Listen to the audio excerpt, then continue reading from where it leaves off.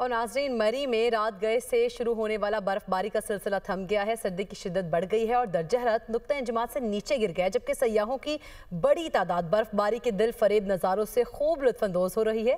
مزید جانیں گے مری میں موجود دنیا نیوز کے نمائندے سردار اقبال سے۔ جی سردار اقبال، بتائیے گا۔ جی، موسم سرما کی پہلی برف باری کا سلسلہ جو گزشتہ رات شروع ہوا تھا، رات گئے تھم گیا، جس کے بعد ملکہ کوثر مری میں سردی کی شدت میں اضافہ ہو گیا، لیکن برف باری کے بعد وادی کے حسن میں چار چاند لگ گئے۔ سال نو کے موقع پر سیاحوں کی ایک بڑی تعداد ملکہ کوثر مری پہنچی ہوئی تھی۔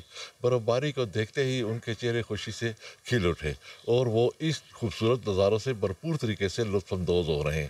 اگر انتظامات کی بات کی جائے تو ضلعی انتظامیہ نے یہاں مری کی تمام سڑکوں کو صاف کر دیا ہے اور ٹریفک رواں دوا ہے۔ کسی قسم کی سیاحوں کو یہاں کسی قسم کی پریشانی کا سامنا نہیں ہے۔